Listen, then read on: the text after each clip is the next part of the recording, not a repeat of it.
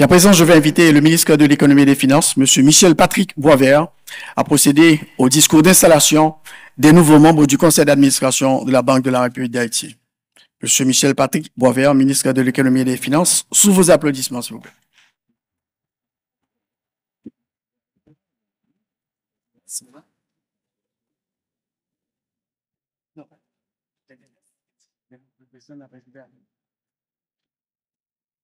Messieurs les membres du Haut Conseil de transition, Mesdames, Messieurs les ministres présents à cette cérémonie, Madame, Messieurs les membres du Conseil d'administration sortant de la Banque de la République d'Haïti, Madame, Messieurs les membres du Conseil d'administration entrant de la Banque de la République d'Haïti,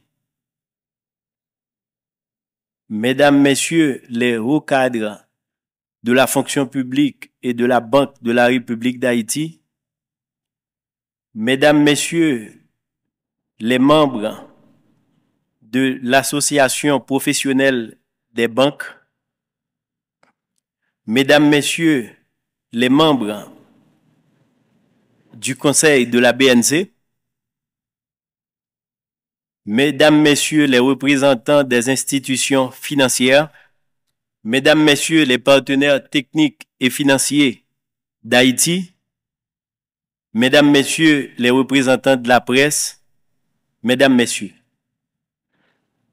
au nom du Premier ministre, Son Excellence le Dr Ariel Henry, et en mon nom propre, en tant que président d'honneur du conseil d'administration de la Banque de la République d'Haïti, j'ai l'ainsi honneur de procéder ce matin à l'installation du nouveau conseil d'administration de la Banque de la République d'Haïti.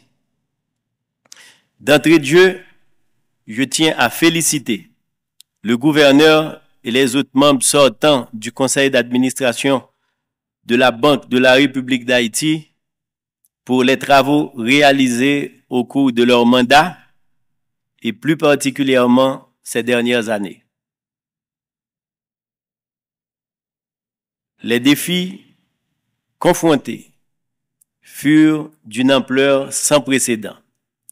Je voudrais explicitement honorer de mes propos la longue et fructueuse carrière de M. Jean Baden Dubois au sein de cette institution. D'abord, pour avoir conduit avec maestria depuis 1994 les avancées technologiques de la BRH en tant que directeur de la DIT, ensuite pour sa longue tenure au sein du conseil d'administration du poste de directeur général à celui de gouverneur. En effet, la Banque de la République d'Haïti, comme vous le savez, est au cœur de l'écosystème économique et financier. Elle joue un rôle primordial dans l'atteinte des objectifs de stabilité macroéconomique et de promotion socio-économique poursuivis par le gouvernement. Avec l'intensification des chocs externes et internes, droité, agilité, vision adaptée et modernisée s'imposent plus que jamais dans la gestion des politiques monétaires, financières et de change.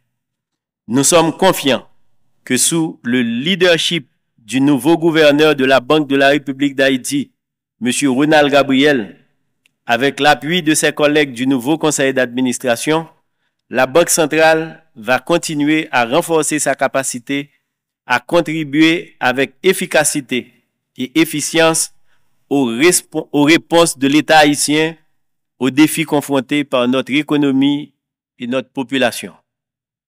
Madame, Messieurs les membres du nouveau conseil, pour avoir tous été fonctionnaires de carrière à la Banque centrale ou à l'administration publique, je suis sûr que vous êtes tous au courant des défis qui vous attendent et le gouvernement compte beaucoup sur vous pour contribuer à les lever. En effet, le pays fait face depuis quelques années déjà à une contraction économique, une inflation à 2 chiffres depuis 2015, une instabilité chronique du taux de change, en dépit des efforts des autorités budgétaires pour maîtriser le financement monétaire, la surliquidité du système bancaire, alors que l'économie haïtienne est sous-financée, pour ne citer que cela. Face à cette situation de fragilité, nous ne vous demandons pas de faire des miracles, mais nous souhaitons vivement que la Banque centrale puisse renforcer son rôle dans le maintien de la stabilité des prix, l'établissement d'un système de paiement efficace et fiable, la surveillance et le bon fonctionnement du système bancaire et financier, et ceci avec impartialité. L'impressionnante formation académique du gouverneur Gabriel, son long et illustre parcours au sein de l'institution augure de la pleine réalisation de cette attente. Il a fait carrière et gravi les échelons administratifs pour devenir économiste en chef de la Banque centrale, puis membre du conseil et directeur général peu après. Un parcours qui nous porte à être confiants en sa capacité d'assumer ses nouvelles fonctions. M. Gabriel est bien connu pour son attachement aux principes d'intégrité, d'équité et d'obligation de rendement. Nous sommes donc convaincus qu'il ne ménagera pas ses efforts pour que la Banque centrale, en étroite collaboration avec les autorités budgétaires, joue pleinement et efficacement son rôle dans le maintien de la stabilité macroéconomique, de la promotion de la croissance économique et l'allègement des difficultés socio-économiques de la population. Madame, Messieurs les membres du Conseil, en acceptant ce poste, je suis convaincu que vous êtes conscients des enjeux et des espoirs qui sont placés en vous pour ne pas décevoir la population ainsi que le gouvernement pour la confiance qui est placée en vous. Nous enjoignons donc les autres membres du conseil d'administration au mieux de leur capacité et chacun en ce qui le concerne à contribuer à l'agenda de travail qui sera retenu par le gouverneur. Je présume que la réalisation des objectifs fixés dans le cadre de cet agenda passera par le renforcement d'une culture d'application assidue au travail en dépit de la conjoncture que nous connaissons et qui est très difficile. L'une des conditions de ce succès attendu est le traitement équitable des cadres avec qui vous aurez à travailler. Au niveau du gouvernement, nous considérons prioritaires les axes de politique suivants. Premièrement, la poursuite de l'objectif d'une inflation modérée et par ricochet d'un taux de change stable reflétant l'équilibre réel du marché. Nous sommes conscients de l'impact des facteurs exogènes sur lesquels la BRH a généralement très peu d'emprise, tels que l'augmentation des prix internationaux. Mais nous devons travailler ensemble pour s'assurer de jouer sur tous les tableaux et de toucher au moins de facteurs et à la plus petite variable qui pourrait contenir le coût du panier de la ménagère ou empêcher une contraction additionnelle de l'activité économique du pays. Deuxièmement, le maintien de systèmes financiers stables et par voie de conséquence, un système de paiement fluide. Cet objectif primordial pour le banquier central et pour les décideurs économiques en général est une condition nécessaire au financement non inflationniste de l'activité économique. Il réduit également les coûts de friction d'une économie déjà en proie à une mobilité insuffisante des facteurs et des biens. L'intensification des efforts d'inclusion financière, comme l'a martelé le gouverneur sortant, et de modernisation du système financier.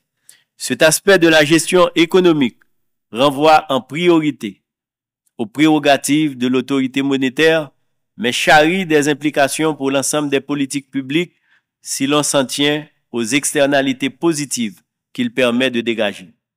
La modernisation du système financier va de pair avec l'inclusion financière et le développement de ce binôme est la voie royale pour l'intégration harmonieuse des sphères monétaires et réelles de l'économie.